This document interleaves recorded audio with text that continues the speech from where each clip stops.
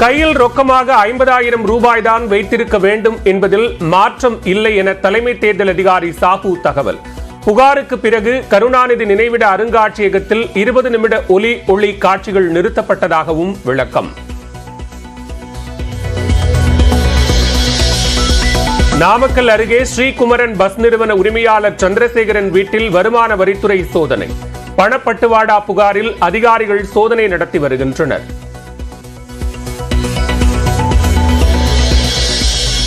டெல்லி முதலமைச்சர் அரவிந்த் கெஜ்ரிவாலின் உடல்நிலை சீராக இருப்பதாக திகார் சிறை நிர்வாகம் அறிக்கை. உடல் எடை 65 கிலோ தொடர்வதாகவும் எடை குறையவில்லை என்றும் ஆம் ஆத்மி புகாருக்கு விளக்கம். தமிழ்நாட்டில் அடுத்த 5 நாட்களுக்கு வட உள் மாவட்டங்களில் 106 டிகிரி ஃபாரன்ஹீட் வரை வெப்பம் பதிவாகும். கடலோர பகுதிகளில் 98.6 டிகிரி வரை வெப்பநிலை இருக்கும் என வானிலை ஆய்வு மையம் கணிப்பு.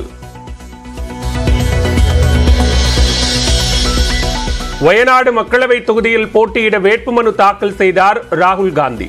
தொண்டர்கள் புடைசூழ பிரம்மாண்ட பேரணியாக சென்று மனுவை அளித்தார்.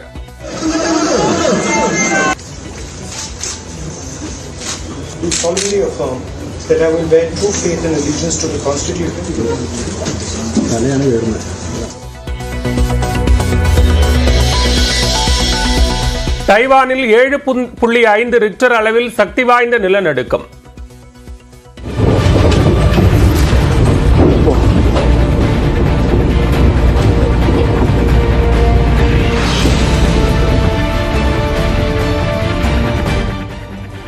கட்டடங்கள் இடிந்து விழுந்ததில் 7 பேர் பலி, 700க்கும் மேற்பட்டோர் காயம்.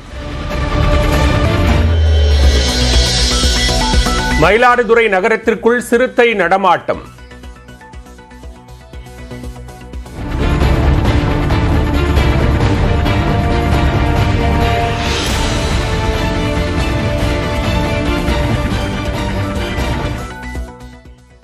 மக்கள் வீடுகளை விட்டு வெளியேற வேண்டாம் என வனத்துறையினர் எச்சரிக்கை.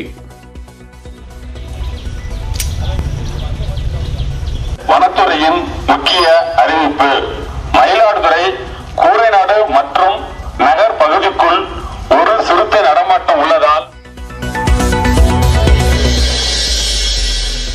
சென்னை தாம்பரம் அருகே குப்பை கிடங்கில் தீ விபத்து. கடப்பேரியில் புகை மண்டலம் சூழ்ந்ததால் மக்கள் அவதி.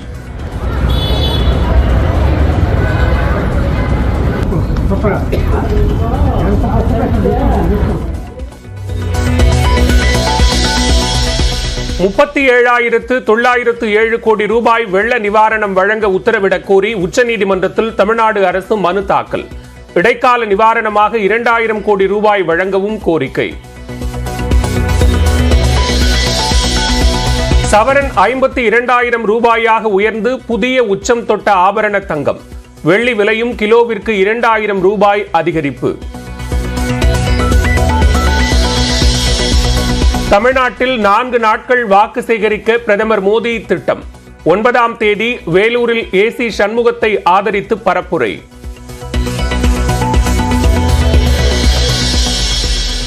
ஏப்ரல் 11 அல்லது 12ஆம் தேதி ராகுல் காந்தி தமிழ்நாட்டிற்கு வரவுள்ளதாக தகவல். காங்கிரஸ் மற்றும் திமுக வேட்பாளர்களை ஆதரித்து பரப்புரை செய்ய உள்ளார். திருவண்ணாமலையில் நடைபயிற்சி சென்றபோது வாக்கு சேகரித்த முதலமைச்சர் மு.க. ஸ்டாலின் சாலையோர கடையில் தேநீர் அருந்தினார்.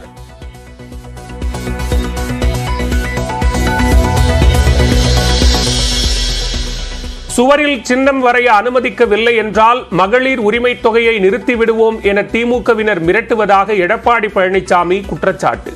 உரிமை தொகையை நிறுத்தினால் சும்மா விடமாட்டேன் என்றும் பேச்சு. பிரதமர் மற்றும் அமித்ஷாவை போல முதலமைச்சரால் வாகன பேரணி செல்ல முடியுமா? பிரதமரை விமர்சித்த முதலமைச்சருக்கு அண்ணாமலை சவால்.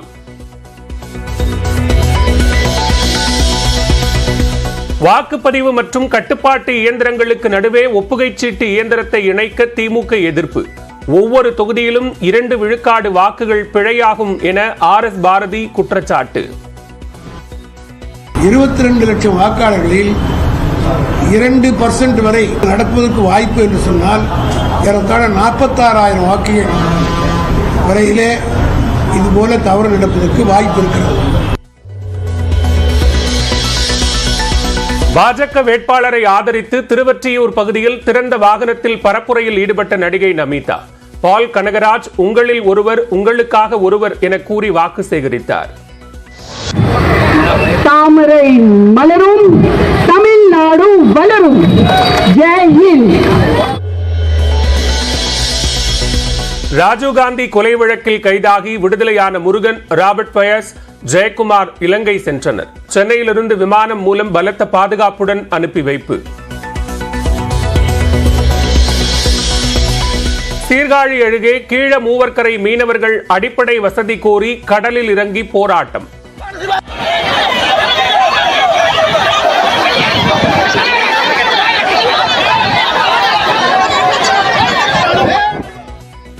பேச்சுவார்த்தைக்கு வந்த எம்எல்ஏ பன்னீர்செல்வத்திற்கு எதிர்ப்பு.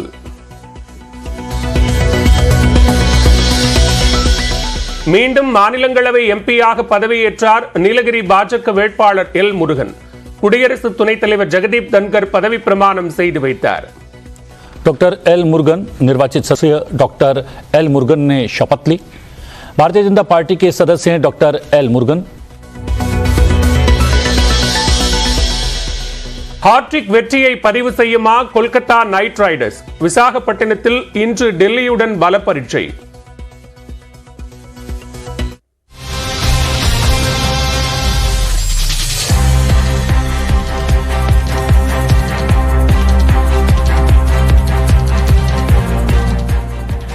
தற்போதைய அண்மை செய்தியை பார்த்துக் கொண்டிருக்கிறோம். நாமக்கல்லில் பேருந்து நிறுவன உரிமையாளர் வீட்டில் வருமான வரித்துறையினர் சோதனை மேற்கொண்டு வருகிறார்கள். இது தொடர்பான கூடுதல் விவரங்களோடு இணைகிறார் செய்தியாளர் ரவி. விவரங்களை பதிவு செய்யலாம். பேருந்து உரிமையாளர் தற்போது அவருடைய வீட்டில் வருமான வரித்துறை சோதனை நடக்கிறது. வேறு எங்கெங்கெல்லாம் இந்த சோதனை நடத்தப்படுகிறது? பாலா, நாமக்கல் பாராளுமன்ற தொகுதியில் பணம் பட்டுவாடா செய்வதாக இருந்த புகாரை அடுத்து நாமக்கல்லில் உள்ள பிரபலமான பஸ் உரிமையாளர் சந்திரசேகர் என்புடைய வீடு. இவர் தனியார் கல்லூரி, தனியார் பள்ளிகளில் பங்குதாரராக பணியாற்றி வருகிறார். தேர்தல் நேரத்தில் பிரதான கட்சிகளுக்கு இவர் பணம் கொடுத்ததாக இருந்த புகாரை அடுத்து அவருடைய வீட்டில் இன்று நாமக்கல் மற்றும் கோயம்புத்தூரில் இருந்து வருமான வரித்துறையினர் 10க்கும் மேற்பட்டோர் சோதனை நடைபெற்று வருகிறது. இவர் வீட்டுள்ள கதவுகளை அடைத்து இவருடைய உறவினர்கள் வீடு, அருகில் உள்ள வீடு, மருத்துவர்கள் மற்றும் இவருடைய நண்பர்கள் வீடுகளில் சோதனை தொடர்ந்து நடைபெற்று வருகிறது.